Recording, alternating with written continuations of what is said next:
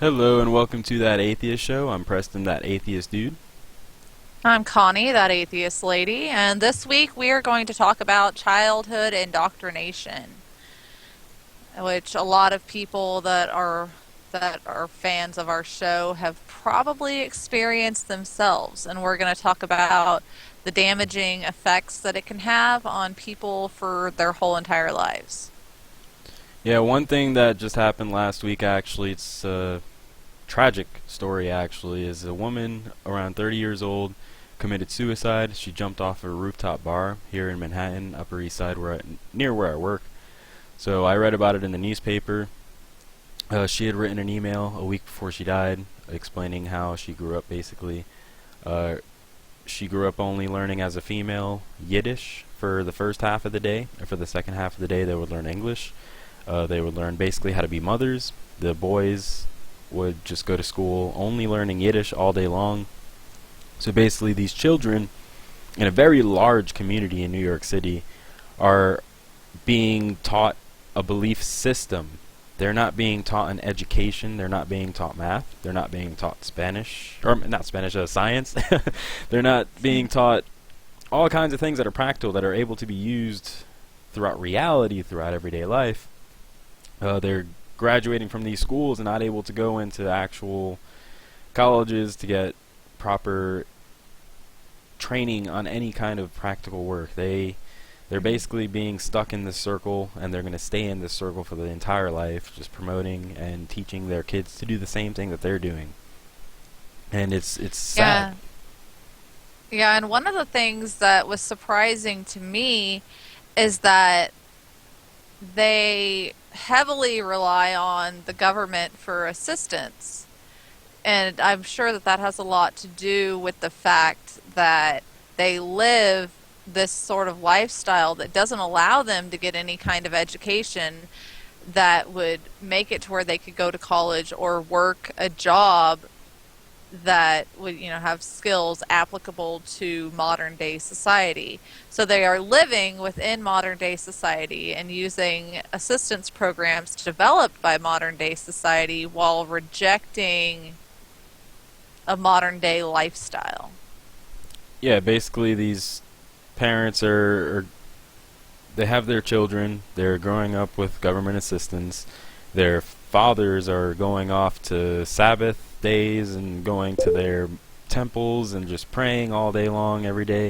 A few months ago, actually, here in New York also, I think it was in Brooklyn, there was a family that their house burned down and 8 children were killed. 8 children died by fire inside of a house. The reason that they died was because it was the Sabbath day. The Sabbath day means there are 36 rules that you must follow on this day. Few of those rules include things like not starting a circuit for electronics, which I don't know how this ancient religion knew to ban electronics or circuitry. Not sure how that came out, but Because God knows everything. well, they had the Talmud written by a bunch of rabbis or something like that, and the Talmud has all these rules. I don't even know when the Talmud was written, but this is where they basically get like the Shabbat rules. So the family with the house that burned down, they weren't allowed to start a fire to cook on the day of Sabbath, so what they did was get modern day warming plates. These warming plates they would plug in the day before Sabbath, so it stayed plugged in all through Sabbath. So they weren't disconnecting it or plugging anything in on the day of Sabbath. The day before, they prepared by plugging it in, letting it go to 12 o'clock at midnight into the day, and then it would warm up, keep the food warm, that way throughout the day they're not cooking, and then they would eat. Well, throughout the night, this warming plate sparks whatever, circuitry. A lot of use makes it decay after a while, so the circuitry kind of went all crazy. Fire started.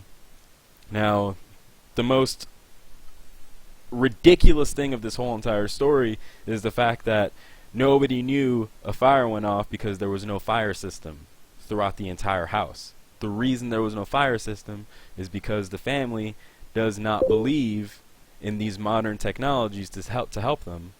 So what ended up happening was the firemen were kicked out of the house. The firemen were like, hey, we could do this for you.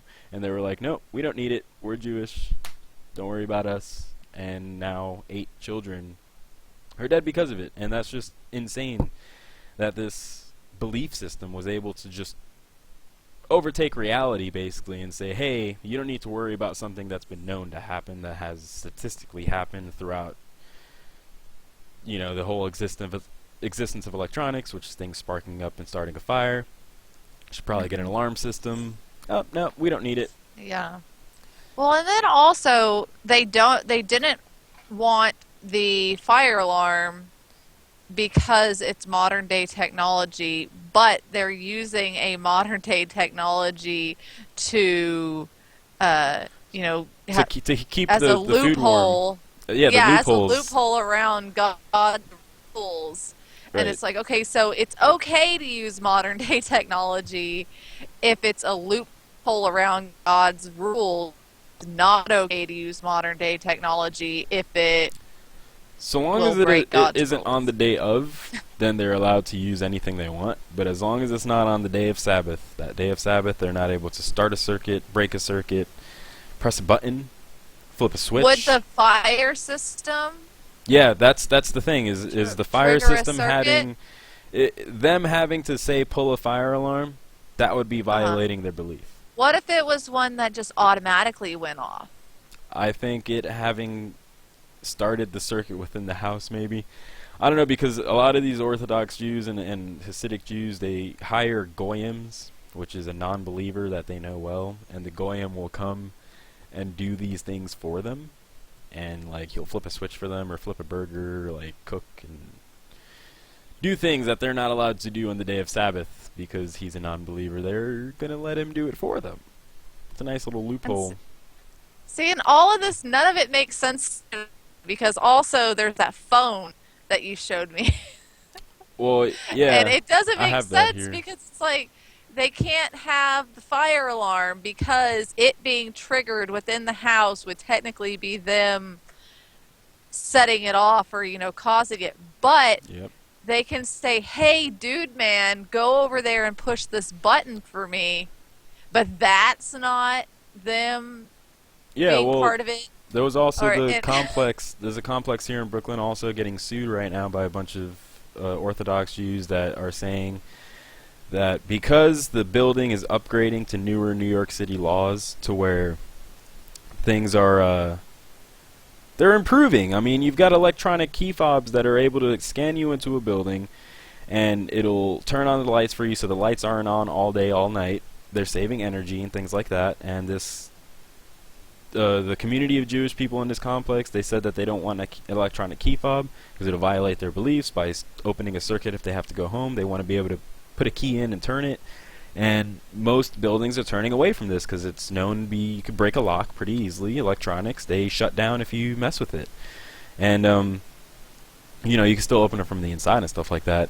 But the fact that they're upgrading to newer technology, it doesn't comply with their beliefs, so they want the entire complex to reform to their beliefs. And this all stems from children being indoctrinated. These people were kids, and they were being taught these things so wholeheartedly and so fully that these people grew up only knowing these beliefs. So now they're out in the real world as adults. These people that are suing the complex are like 20-something years old.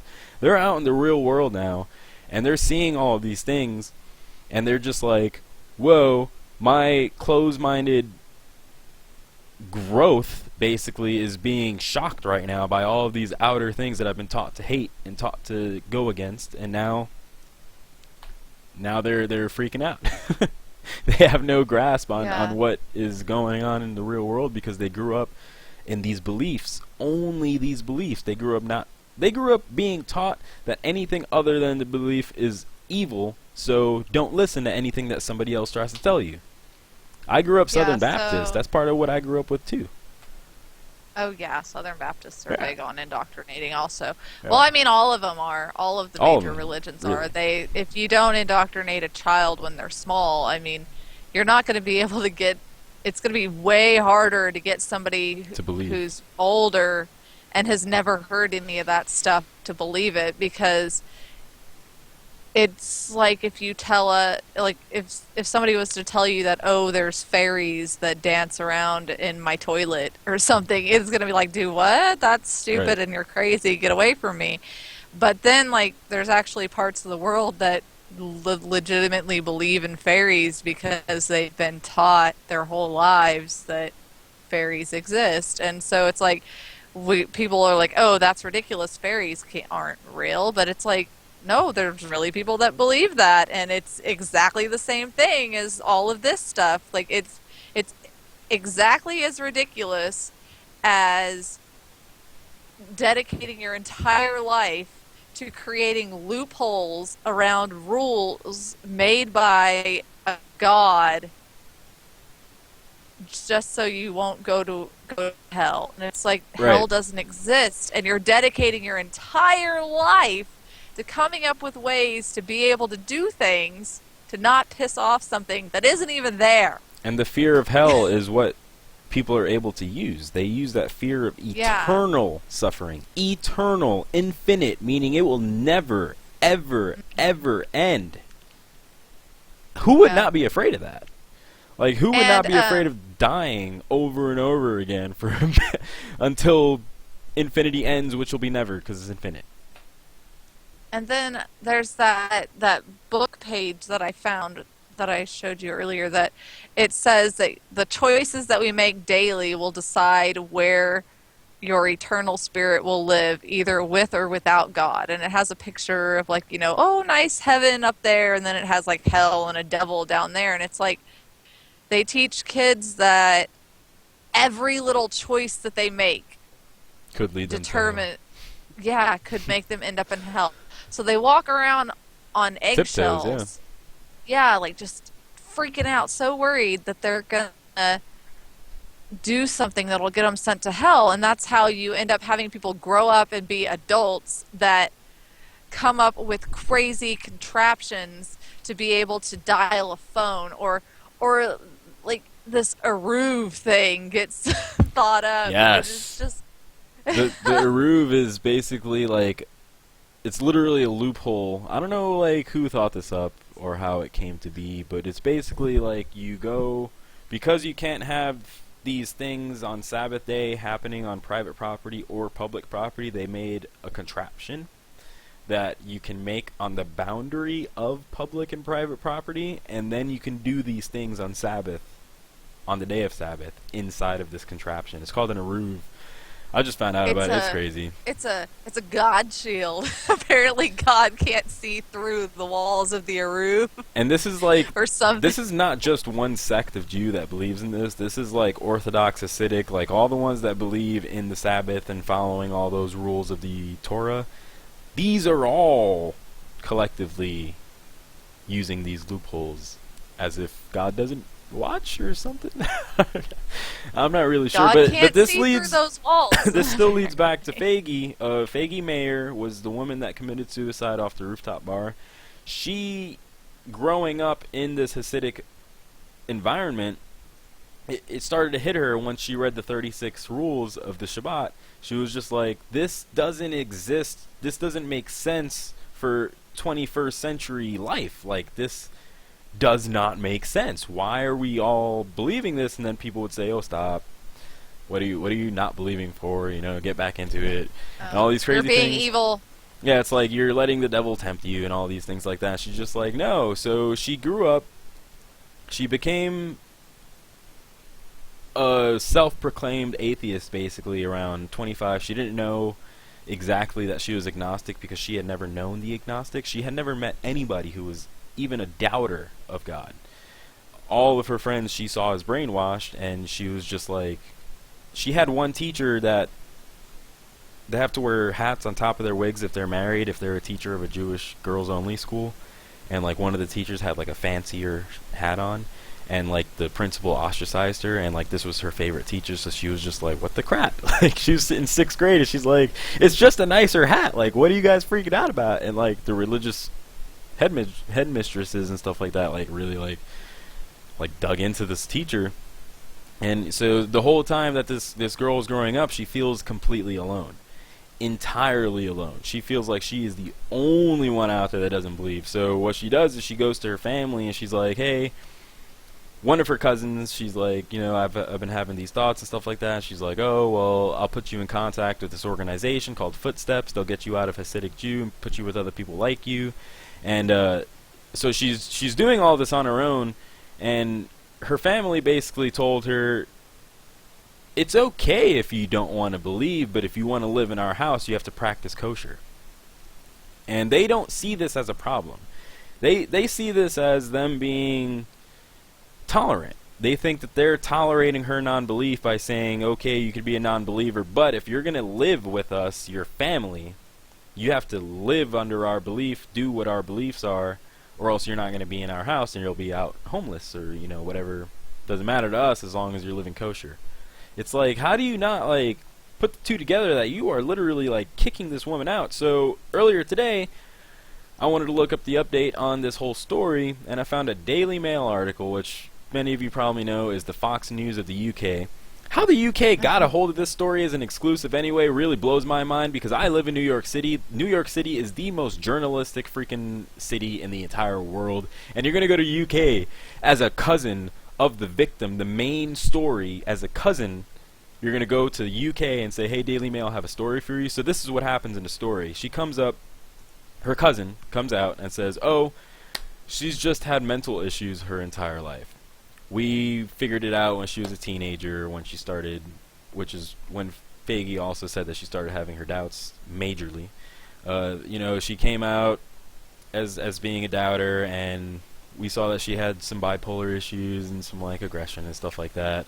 And she's saying all these things about her life in the last year, and she's explaining how she's had doubts and she's having trouble with her apartment, with her roommates, and they're about to kick her out. And these are all things that she only saw through Faggy's social media sites. She hasn't contacted her in about a year. So how she knows what this girl's been going through, you can't know. You didn't talk to her for a year. You've only looked at her Facebook posts for the past few months. Whatever that has really aggravated her, she'll post on Facebook, obviously, as most people do. You don't know what this girl's been going through. And her own email is explaining all these things that she experienced as a kid. The Yiddish, the English, her nephews only learning Yiddish right now, today. And she just wanted it. She wanted them to be free. She wanted them to experience fun further than coloring with crayons. They're not able to do anything. If she wanted to go see them and was allowed to, which her family did not allow her to see her own nephews and things like that, they wouldn't be able to play with her iPhone because it would be against the beliefs and all these crazy things. They're basically Amish living in Brooklyn, basically. And so I have an excerpt here from her email toward the end where she's talking about how females are brought up, basically. So a Hasidic mom with 13 children needs those birth certificates so that she could get food stamps for her child as soon as that child is born. Will she go online so that she can get her food stamps? I believe she will, and once she is online, she might come across a story on the home screen, and that might make her think about her harsh life, which she embraces, but she is embracing it without thinking. If people were allowed to think, they would not be religious. Thinking analytically when it comes to basic life decisions is something new to me, and something I still struggle with 5 years after leaving. So basically what she's saying is she grew up her entire life not knowing how to think analytically, not knowing how to think rationally, and now that she's in the real world, she has no grasp on the gravity of the situation. She did not grow up knowing what she was getting into at all. No, not only was she not taught how to think for herself, she was discouraged from doing so. Right. So because we kind of naturally as human beings think in that way because you have to in order to be able to survive. You only stop thinking analytically and trying to figure out things around you for yourself whenever, or think about the consequences of things whenever somebody tells you not to, when somebody teaches you to go against your natural human instincts and to do something else. And that's what happened with Faggy, is her her whole life she was taught to just, have babies and do what they expect women to do. And then whenever she began to question things, she was treated like she had a mental disorder. Like they say that they noticed around in her teen years that she started to have mental problems. She wasn't having mental problems. She was She was being questioning the challenged religion. horribly. Like, she would challenge her parents, and then they would say, "No, you're crazy. Why are you going against what we're saying? This is what we're saying. This is what's right. This is what's true. Stop questioning us." And then she felt crazy.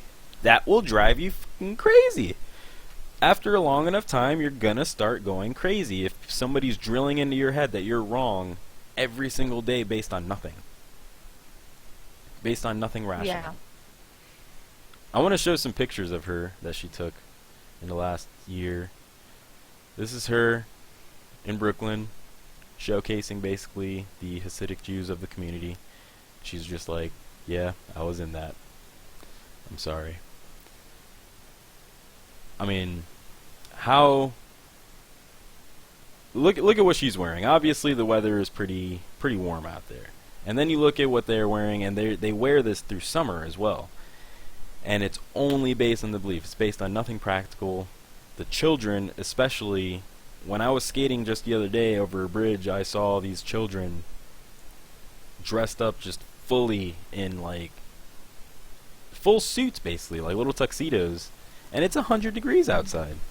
And this is a picture of her when she was younger, doing some church function. As you can see, they're all basically wearing the same thing. They're all very... I think that might have been like one of those ceremonies that they have. But I think she's there in the middle, the little short...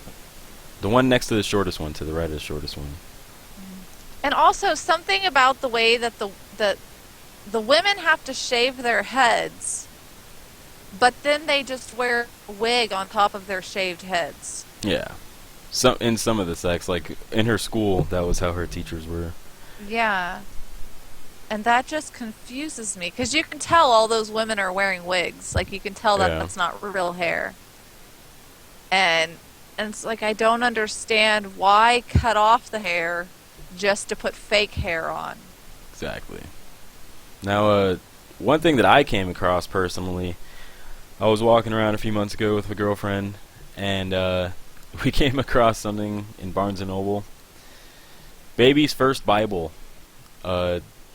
Literally, it's for parents to purchase. It'll be the first Bible that they read to their babies, their newborns and things like that once they start learning. I went straight to Deuteronomy. Went straight for the best verses to get you to reject God, basically. I just read this whole entire section when I was a believer, and I was just like, this is kind of messed up. I don't really agree with any of this. So, the law about captive wives, when thou goest forth to war against thine enemies, and the Lord thy God hath delivered them into thine hands, and thou hast taken them captive. So when you go somewhere and you fight a war, it's okay to take the wives of the men who were there before that you just slayed. And this is in a baby's Bible. Yeah, this is for a baby. Like they didn't even try to. They didn't even try to censor any of it. Yeah, they didn't try to make it less terrible. They're just like, yeah, babies, learn about how to enslave women and kill people. Yeah. On the next page there, it's talking about the rules about putting men to death. Men hanging on a tree. His body shall not remain all night upon the tree, but thou shalt in any wise bury him that day. Just like, come on, this is what you want to teach your children? Like, really? Like, this is from like 2,000 years ago. These things don't apply anymore. There's no reason for it to be put into their head. The thing that's being put into their head is going to live in their head, and then later on in life, they're just not going to be able to tell the difference between what's right and what's wrong because they read about it in the best book that they've ever read in their life. The one that's the good book, the good word. Yeah. It's crazy. And then that kind of brings us to, because a lot of this we've been talking about the Hasidic Jews and like all the crazy rules that they put into the heads of their children, but it's like this happens within like all of the major religions, like as I said earlier. And then so like Jesus camp, or like if things that happen to Christian children when they're kids to scare them into believing everything is just outrageous. Like I went to a Pentecostal church whenever I first started going to church when I was about 10. And it was just crazy. Like the pastor just like banged me in the face, well, and like scream like, "May the power of Christ compel you," and all that crazy stuff, and just like beat the shit out of me until I would, fall down and pretend to be slain in the spirit, because I'm like, okay, Slain in the spirit. slain in the spirit, because he's gonna keep fucking hitting me in the face until I fall down. It's crazy. So, and I mean, there's plenty of videos online about that show footage from these, and they act like it's, like a good thing, like, oh, look at us teaching the. I had never seen it before, but I know a lot of people have seen it. A lot of Yeah. people have told me about it. So what we're gonna do is play a few little minutes from the highlights of Jesus Camp. So. Oh.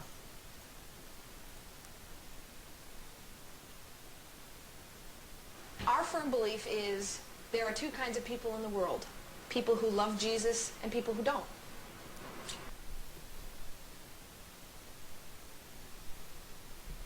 Let's stand to our feet.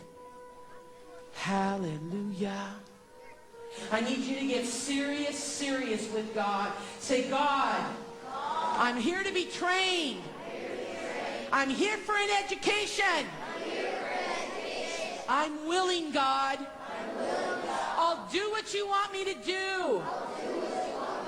I'll say what you want me to say. In Jesus' name. Amen.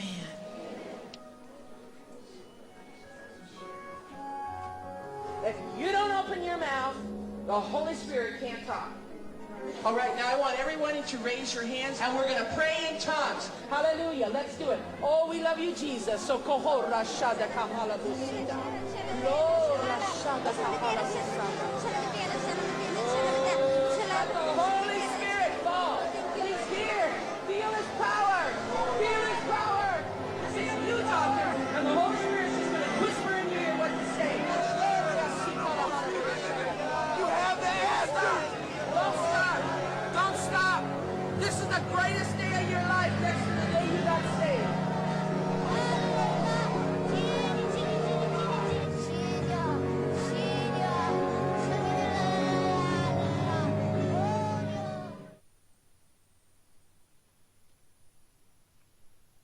Yeah, I'm just gonna stop it there. That was just crazy. I hadn't seen that Yeah, yet. it's just nuts, because Well, it's accepted. if you listen to the things that they say, they're like, they are instructing them to do this crazy crap. And they're like, okay, we're going to speak in tongues now.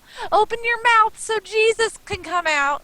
Yeah. And this is going to be the best day of your life. The- And all this crazy stuff. And it's like, none of these kids look like they're having a good time. They all look fucking terrified. Yeah, they're all terrified of the consequence of not doing what they're being told to do right now. They're afraid of the consequence of going to hell. They're afraid of the consequence of God not liking them. They're afraid of the consequence of God just being disappointed in them in any way. I mean, what's happening is these kids, some of these kids are probably being they're going through all kinds of stuff at home, and I wrote a blog I think a week or two ago about a woman who she was being raped by a man who snuck into her house, and he told her to swear on the Bible that she wouldn't tell the cops.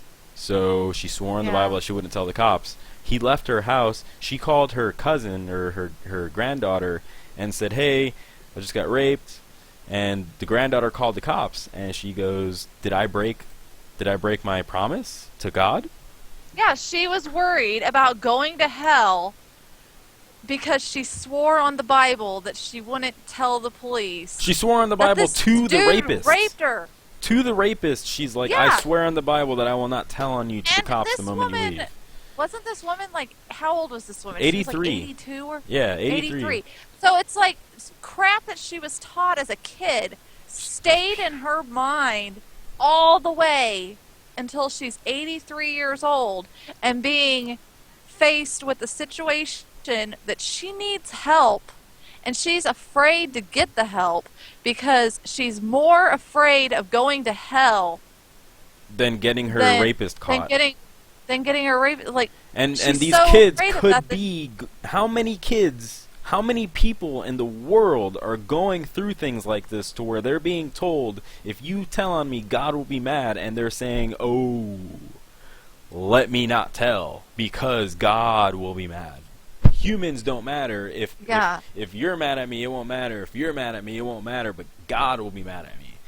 That's it. Yeah, and That's they're what taught matters. that matters more than anything else. They're taught that They're by taught beautiful that- people. They're taught that by happy people, good moderates, good awesome people. But then they reach these people. They reach these assholes who use it like this.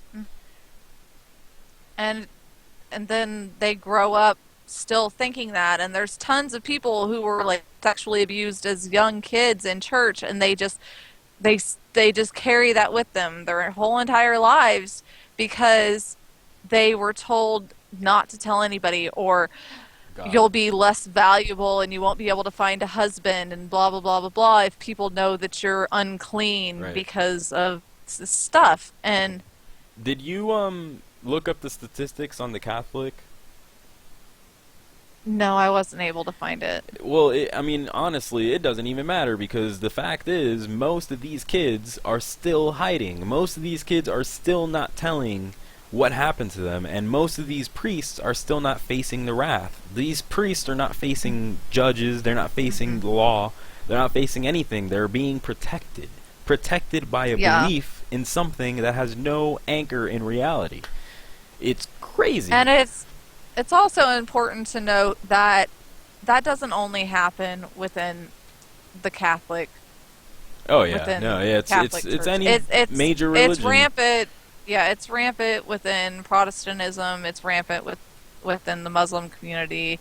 Any religious community that can use fear of an afterlife to control what people do in this actual life that we're living right now, they use that tool. And when you're a kid and you're developing with a fear, that fear is the anchor of your development, that is a major problem.